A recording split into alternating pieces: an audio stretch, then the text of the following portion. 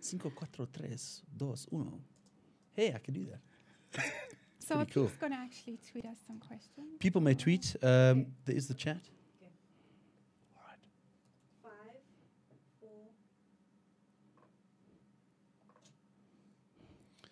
Great. So, welcome to Let's Talk Possibility, where we really look at what is possible when people step out of the norm and take it to the next level.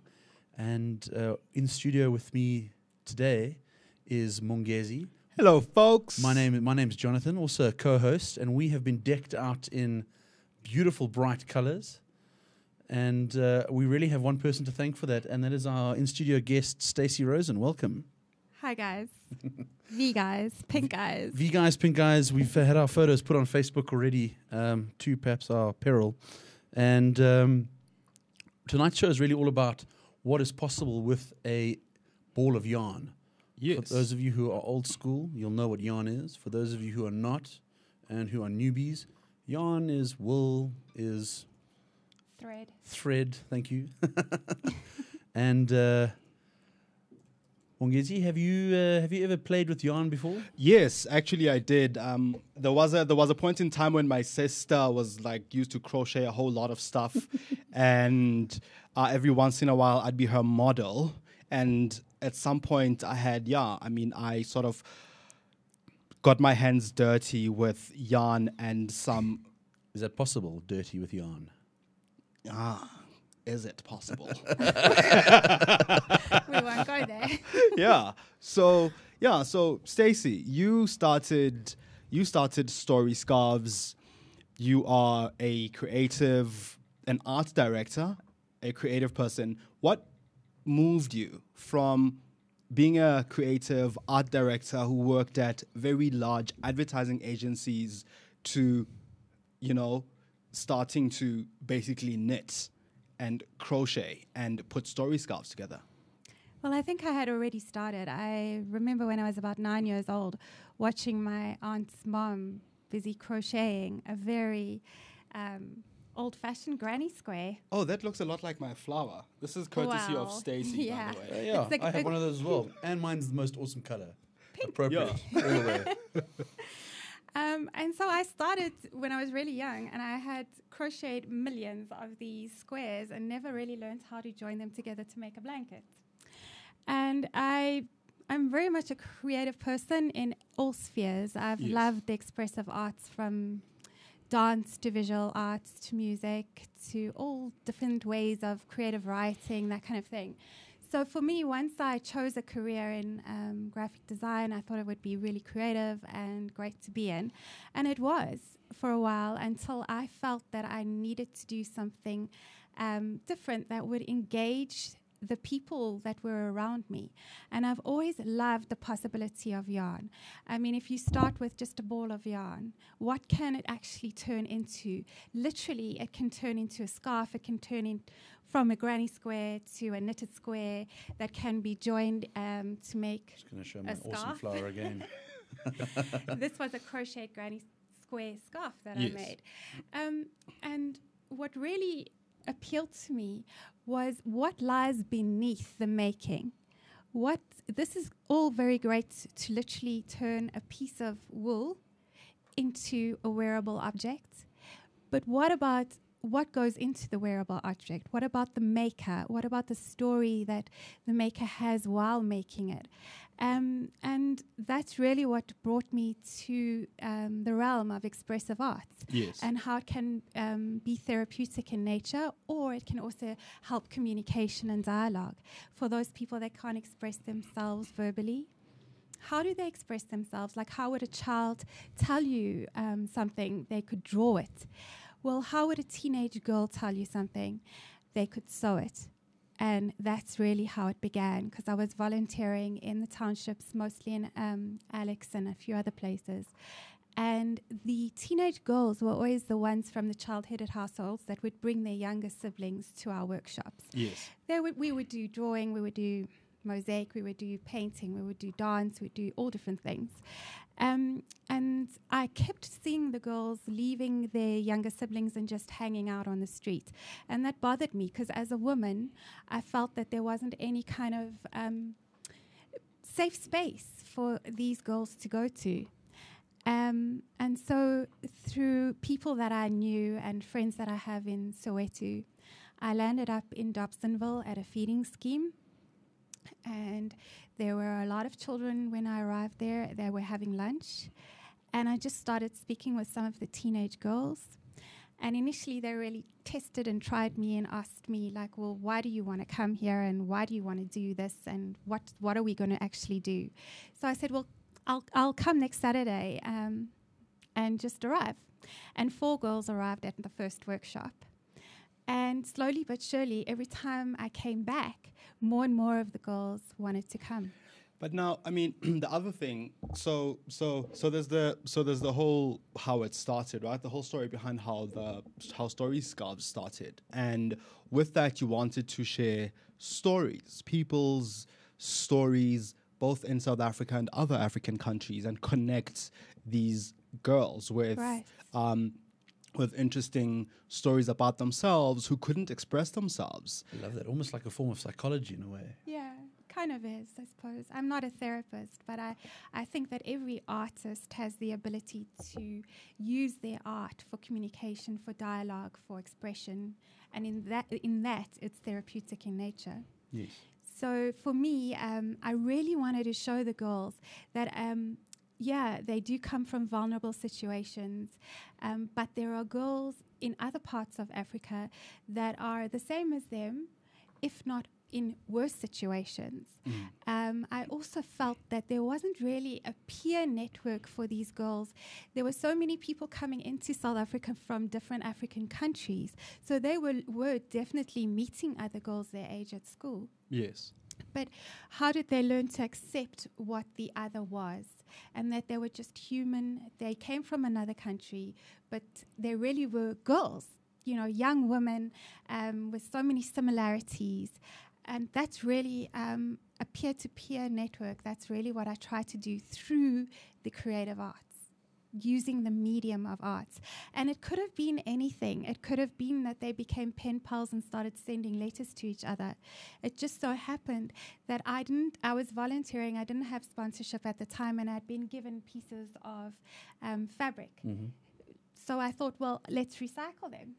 And really, it's upcycling, which kind of is what I really wanted. I didn't want them just to recycle them into other pieces of fabric. I wanted them to upcycle them and give them new meaning. Upcycle, that's interesting. That's a great new, trendy word that everybody's using.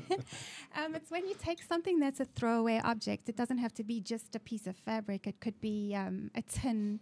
I mean, I've just been looking on the net at an artist who took empty tins that had been squashed and thrown away, and he actually painted them with faces and put them along street corners as pieces of art. So he upcycled them and gave them a new meaning. Instead of creating more cans, he actually gave the cans more meaning. Right.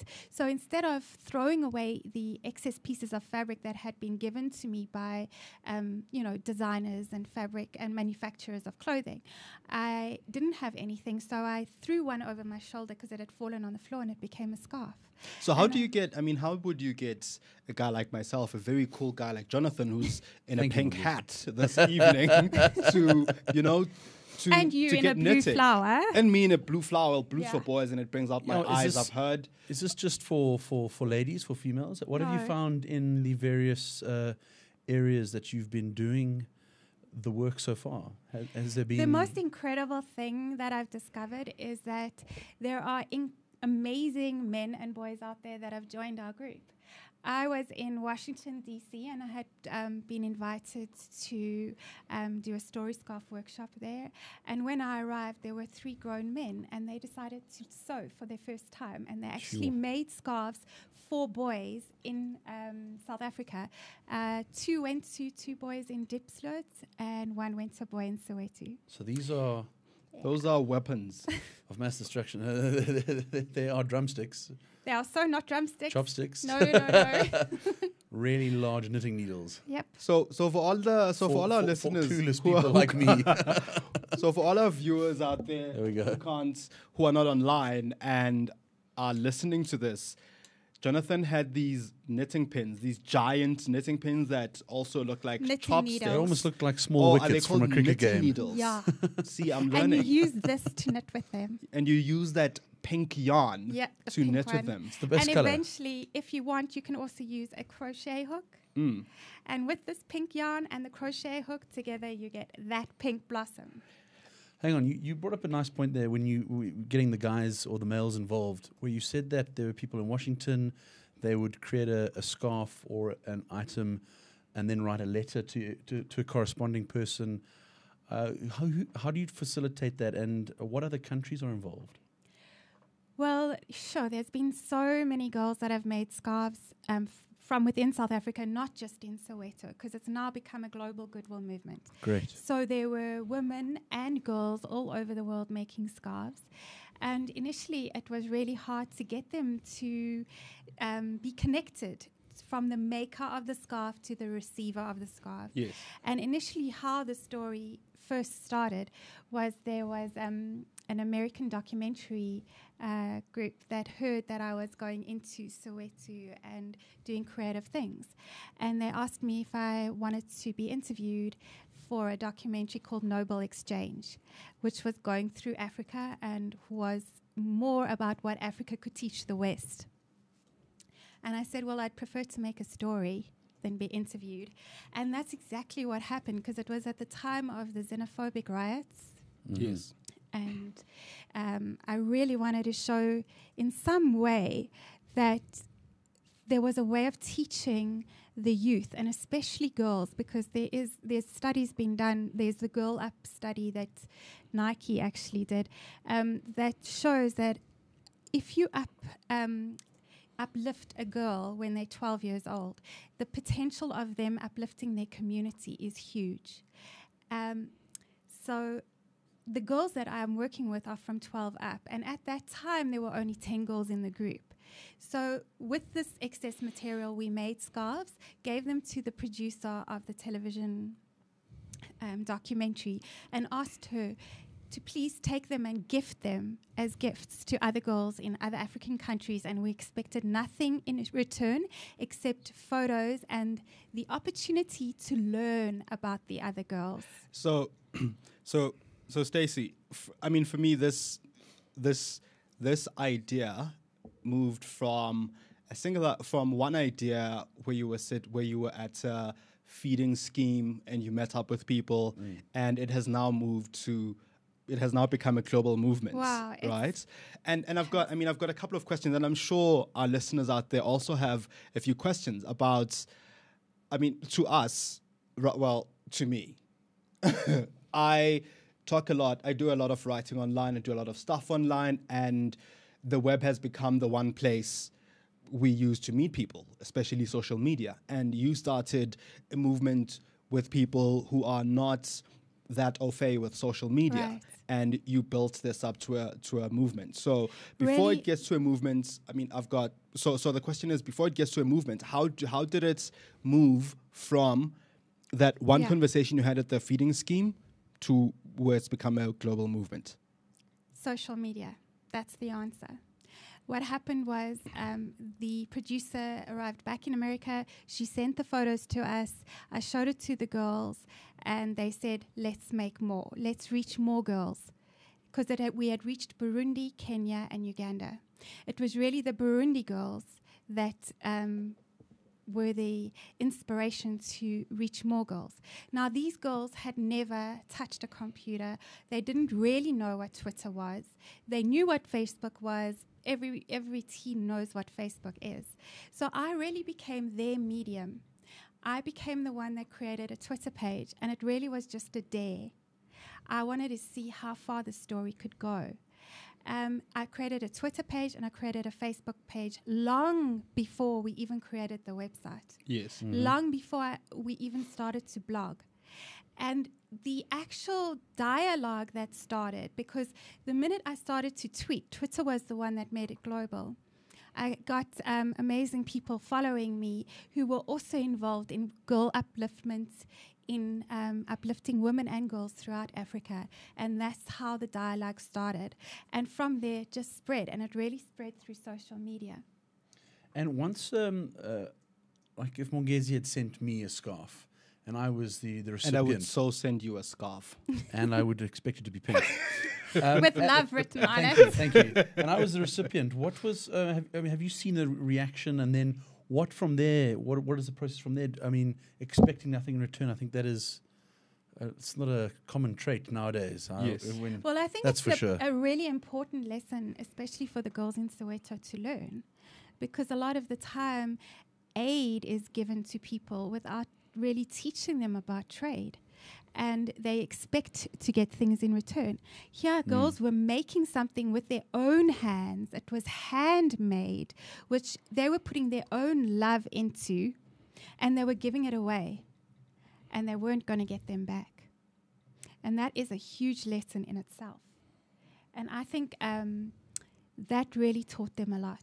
Because especially like if you think about the grassroots nature of the movement, Yes. what we're doing really is we're reaching girls at grassroots level. Yeah. Most of them do not have access to a computer. Most of them wouldn't know how to use certain things. A lot of them do have cell phones and they have mobile apps. They have access to the internet through mobile phones. Yeah. And that is, we're reaching them at grass level. But what I did was really be the connector for them that connected them with each other. And there were many other connectors that came forward because I started to just chat to people about if they knew about people that were going to other countries in Africa and could they take scarves for us, because suddenly there were so many scarves coming. And that's what happened.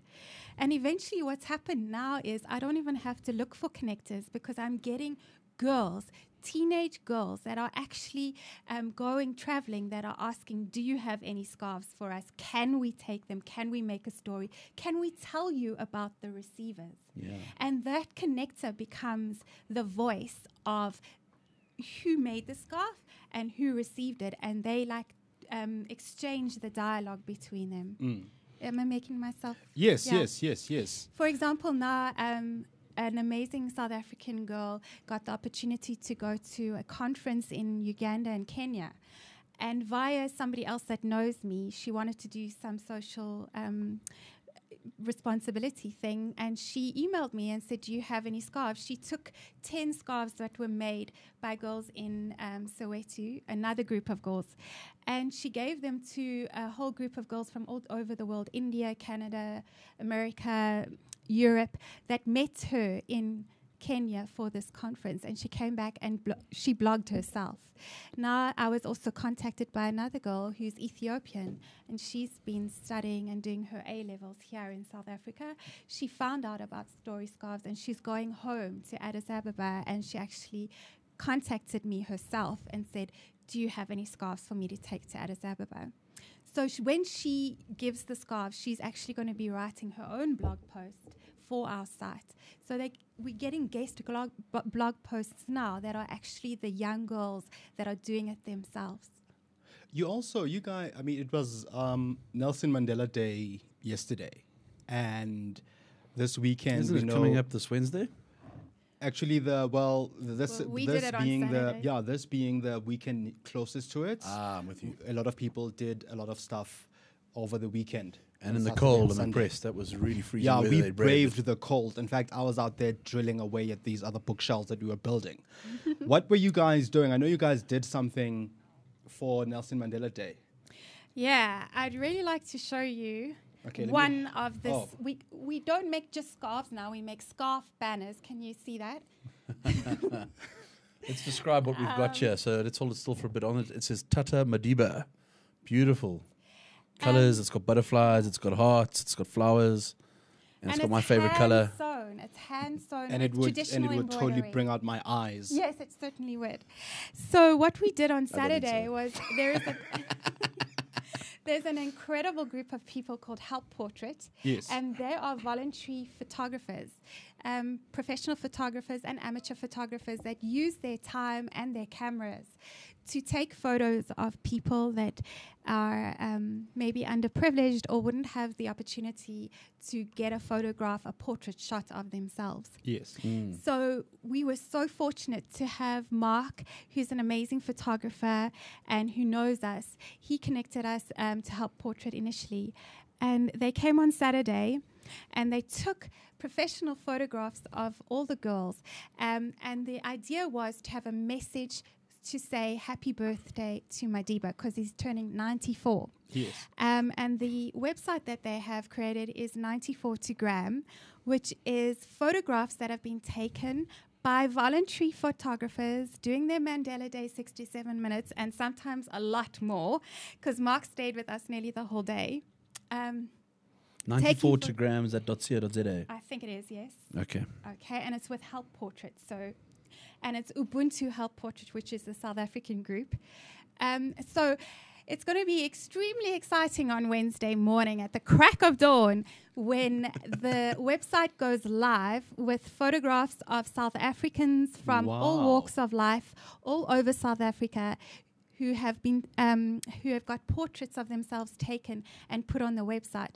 So please go to 94 to Gram on Wednesday morning at probably a minute after midnight and check out our awesome photos that we took with our scarf banners with our happy birthday message to Madiba, and the other scarf banners will be revealed on the photographs on Wednesday. So if people want to get involved, so how do people sort of get involved if they want to become part of Story Scarves and spread the message about Story Scarves? How do they get involved? What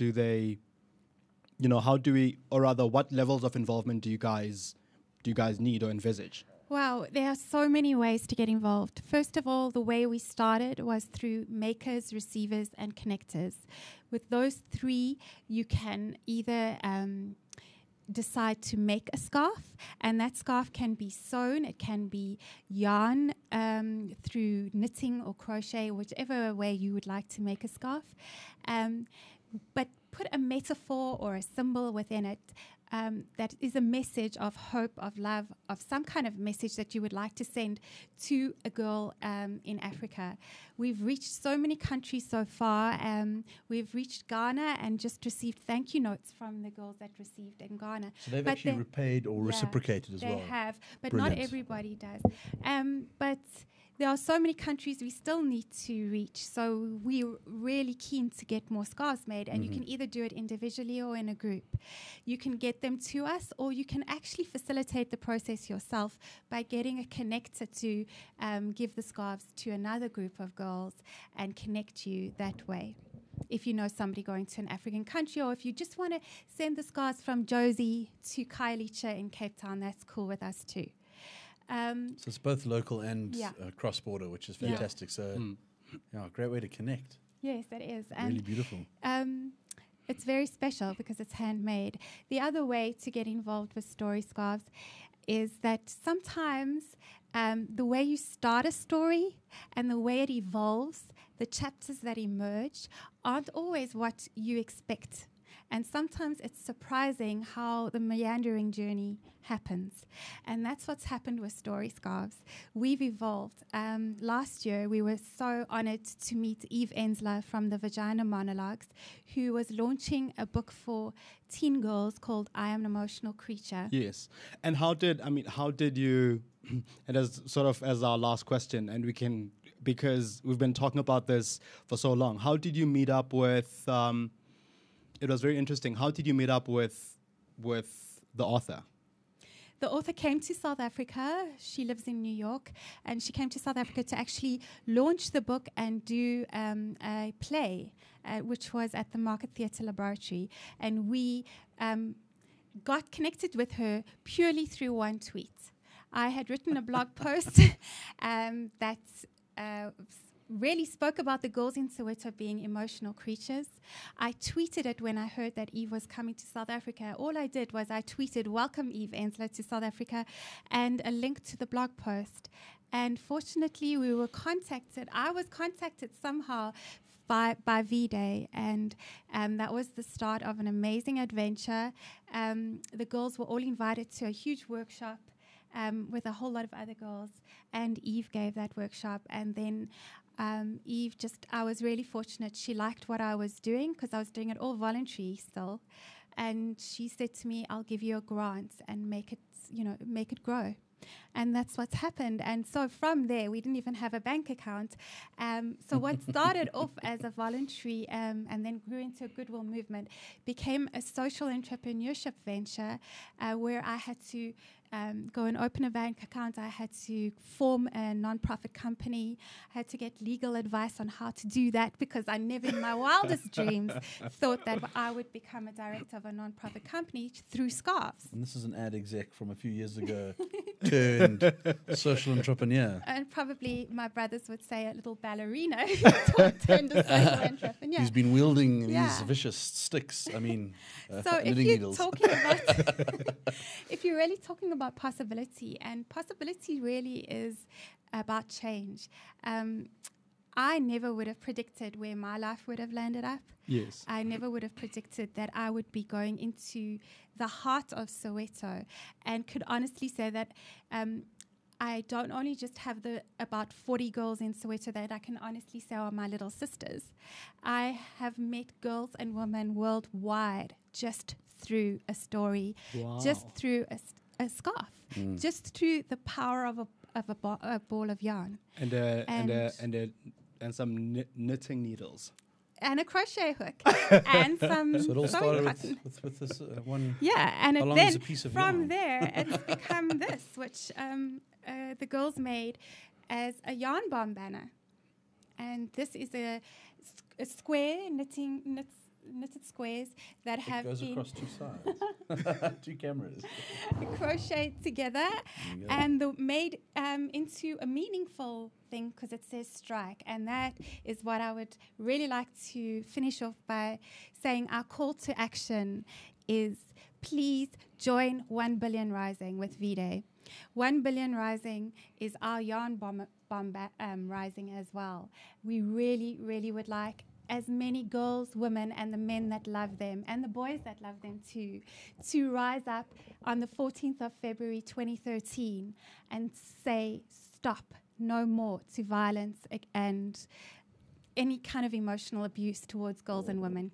Wow. Thank you for joining us, Stacey. Yeah. So that's what's possible with a ball of yarn. Not just making Mongezi a beanie. It's really just connecting with people across borders. Yes. Within townships, within their own country.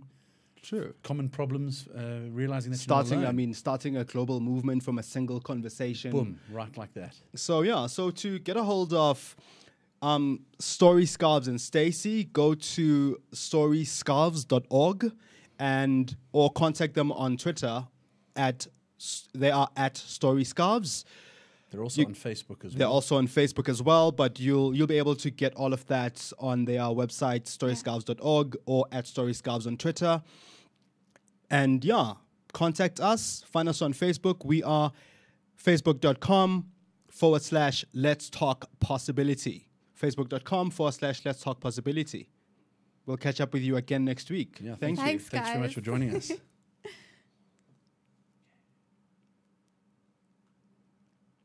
Nicely done. Did I ramble too much? No, don't stress. You rambled great stuff. It wasn't rambling.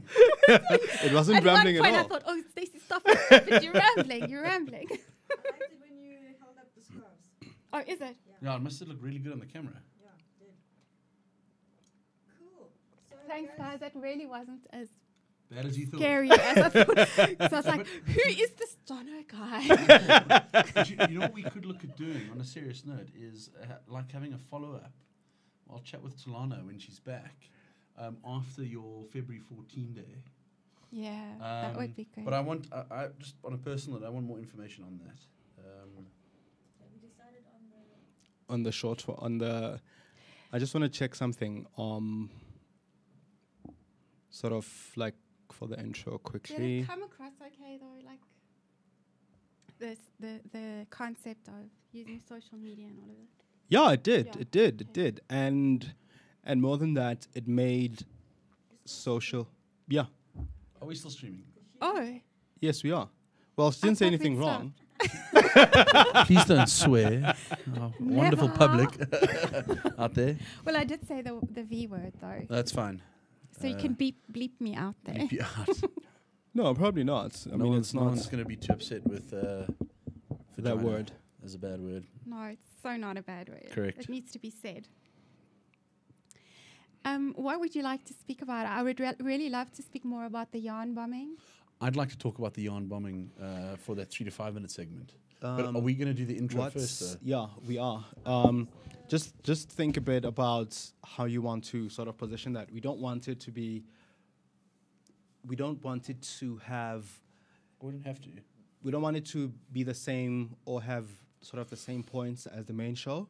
So I think what could be the possibility angle there, or what will the question Well, be? I like from what I've seen of yarn bombing on the website. Yes. I like the fact that it is actually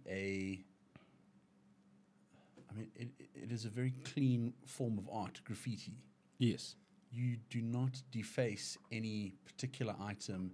You create a covering for, say, a statue or for a facade for a building, and it Yeah. has quite a powerful impact. It can have a variety of messages, from advertising, from a social message, and then from there you could actually then give the wool or the material, the thing, the scarf or whatever you've created to, say, homeless people or to Yeah, that's what we did. whatever. And nothing's defaced. It's not like graffiti where you go and spray something and someone the Statue of David covers it in some random stuff. Yeah. You could actually, to be honest, you can give Statue of David in winter a woolly warmer, and you could take the warmer off at the end of the winter, and he's back to his original fine self kind of vibe. It's the best example I could think of at the time. Yeah. I don't know. That's for me the power of it, because it is something that's, I don't know. I've certainly not seen it in this country on the scale that I have seen on images overseas. But Yeah. Well, it is getting bigger here, and on the 14th of February next year, it's going to be a huge yarn bomb. Huge. So I think start with maybe what is yarn bombing. So it's because we go straight in the 3 to 5 minute segment, we just go straight into it. yes. Oh. So Yeah, we so don't the like points- introduce. We introduce you all pretty much while we're talking about it. Okay. So Okay. while we I'm trying to. Is it filmed or not? No, it's not It is. filmed. It is. It's both. Oh, then I must keep this on. Both filmed and streamed and so trying to think. So it's yarn bombing. The other thing about yarn bombing is the other powerful thing about it is the fact that you leave scarves there for people you don't know. Yeah. It's the giving factor. I like that. So And that ties in with the social cause as well. yeah. That's what we did at Mary Fitzgerald Square. I don't know if you read that story. Talana told me about it. I didn't have Yeah, it. we did it in Mary Fitzgerald. We can find it here. Where It would is it on be? the website. Yeah. What would it be? What should I Google? Storyscarves.org. Oh, that already been to you.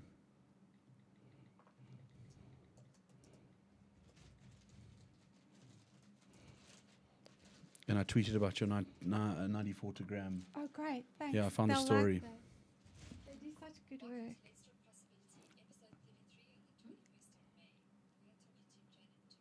Oh, he's just practicing the start. Okay, where do I go from here? The yarn bomb. Okay, cool.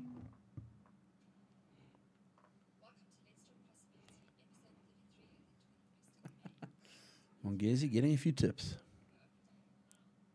No, the thing is, I always waffle with these things, and I don't want to waffle. I hear you. Yarn bombing Mandela Day. Here we go. That was last year. Yeah, Mandela Day. Okay, so I'm gonna do the short one. You're doing the short one first, Yeah, Okay. no, sorry, I'm gonna do the intro. Yes, that's yeah. I will be just now. Practice it a few times. What are you going to say?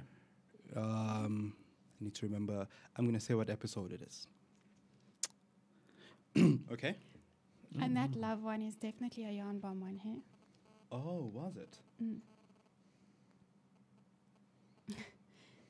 Let's show it. Very cool. It's because they become banners, not just scarf. They're scarf banners now for yarn bombing. Hmm. Cool. Okay, I'm doing it.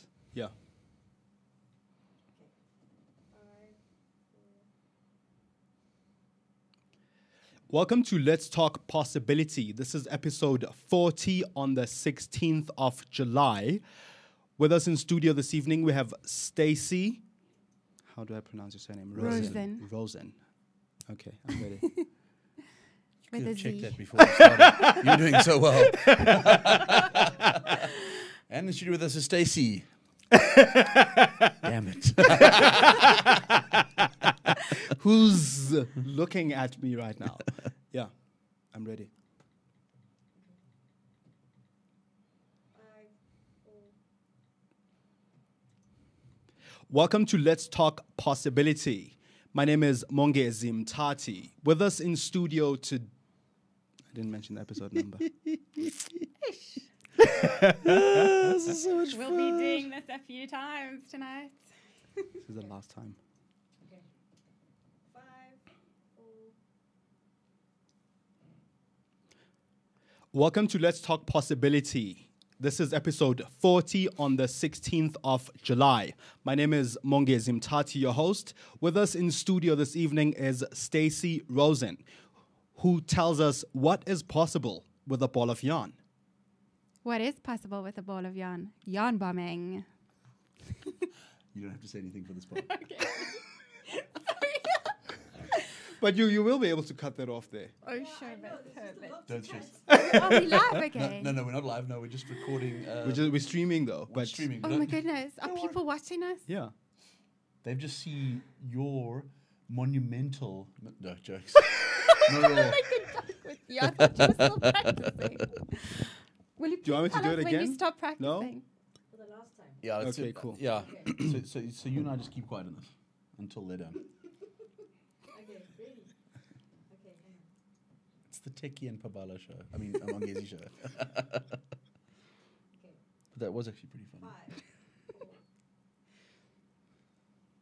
Welcome to Let's Talk Possibility. My name is Mongezi Mtati. This is episode 40.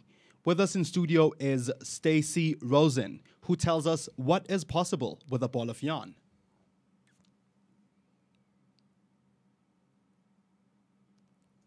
Cool, we can continue. Did you say yarn of ball? What? No, know that what was just also- so funny though. And you finished that, and then you're like, "What's possible with a ball of yarn? Yarn bomb." I have to do it again. Oh, sure, but sorry. What? Because I showed Stacey and put her thing You can- underneath and she's like, What? What did I do? No, you don't. okay. No, you should just focus on Mongezi. What? Oh, I What? don't know. I don't know what's What going did Okay, on. let I me do? see. Let me see Also, what you did. it's really cool to play on the word yarn, just so that you know, because yarn is thread and yarn is also story. Yeah. Oh. Just The do it two one more meaning. time. You can say like, tell us a yarn. Okay. 5, 4. Welcome to Let's Talk Possibility. This is episode 40 on the 16th of July. With us in studio this evening is Stacey Rozen, who tells us what is possible with a ball of yarn. Nailed it. All right. Now for the shorts thing. The short one, yes. Jonathan's doing the short one. No, we all are. Are you starting? Well, he's starting it. Jono! Yeah, you didn't talk much. Sorry. I thought I was just No, it's fine. I'm here to just to ignoring make sure you. the I don't flow, mean to ignore you. make sure the flow of the conversation is going well. Sorry. Don't stress. Pardonnez-moi. Equal opportunities for all. I have Yeah, a thick especially skin. for Pink Man. Pink V man. Pink V Man. No, like this. Look, this is the V sign. That's what you guys should. I want a photo with you guys like that, please. Ish. We'll start the short one. Sorry. Sorry, we're talking rubbish.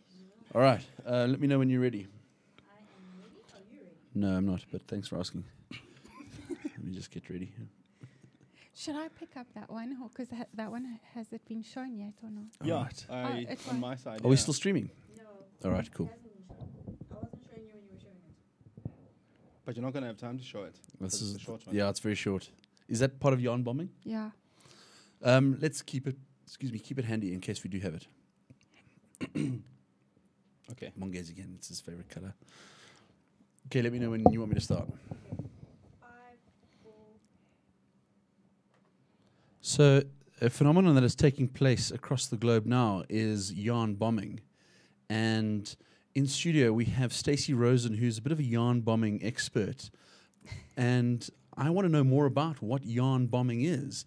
I mean, from what I've heard, it is a social movement globally. What can you tell us, Stacey? Well, first of all, I'm supposed to be undercover. Sorry, Story Scarves.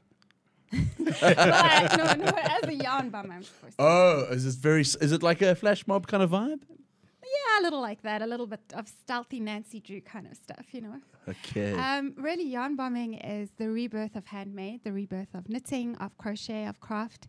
But it is also a movement for good because you take sterile public spaces, for example, horrible statues that look cold and unappealing, and you stealthily, undercover, go and yarn bomb them. And yarn bomb them is done in very different ways. You can cover it in so many different ways.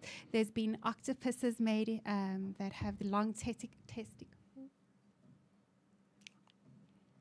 Okay, we're going to stop and start again. Oh, yeah, I think we should. You know what? I need to be undercover. Oh, sorry, my arm is... I need to be undercover for them. No, but you can't. I have to. Oh, just like with glasses.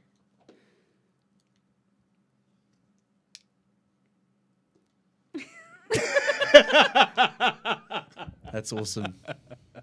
Oh yeah, you don't go too long. Did I start too long? Yeah. All right, cool. Okay, we start again. Yeah. Sorry about that, Pabala. That's actually pretty cool. Try not to put your arm out. Yeah.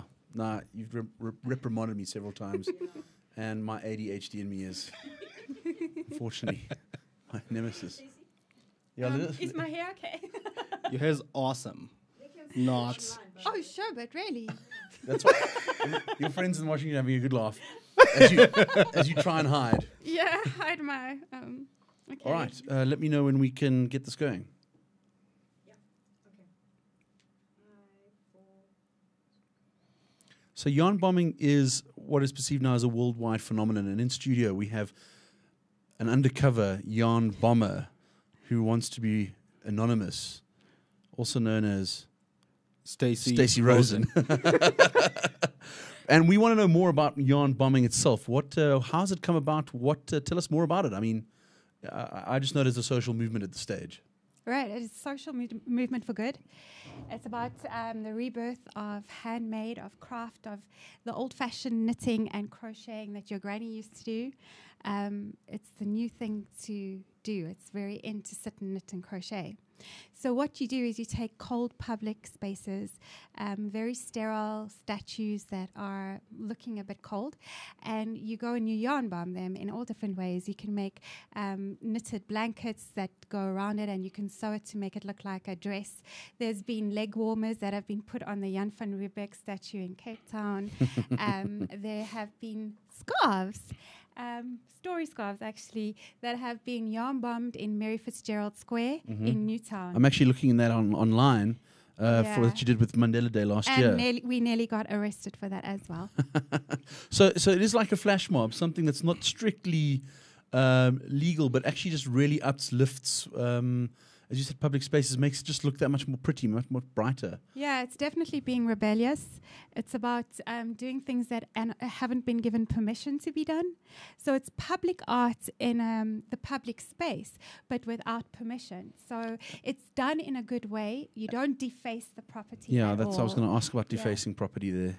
No, we definitely wouldn't. It's not like taking a can of graffiti paint and spray painting and airbrushing across something. It would never be like that. It's more something that enhances what we put the bombed material on. And this is one of the scarves that were Yeah, put we're on the now spaces. making scarf banners. So if you want Hold to it close hold to it the up, camera in just case people can see it. yeah, that's one. And there are banners that are made to look like scarves, but they're actually going to be yarn bombed. And the one that I'm wearing around my neck right here is similar to a few that were yarn bombed last year on Mandela Day. So what inspired the yarn bombing movement? I think it's the rebirth of handmade against mass consumerism. Okay. You know, that's how I see it. So it was more. So it was sort of a positive way to protest against consumerism. Yeah, and also Or any other cause. Or from Any what cause it could could be do. any cause, actually. Like, marching on Wall Street kind of vibe, protesting against governments. It could actually be just uplifting a social space that doesn't look... That looks dormant and cold. Right. Normally. Absolutely. Okay. I think if you want to be knowing more about what is possible with a ball of yarn and more about yarn bombing itself, then you need to consider the Let's Talk Possibility show, episode 40. And once that is up and running, you'll be able to download the rest of the show and see exactly what Stacey Rozen and her crowd are up to. Thank you.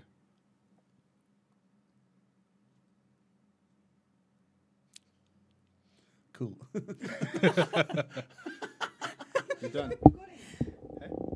Oh, no. Before we stop streaming, Can we stop recording? yeah, we can stop recording, just not the streaming, because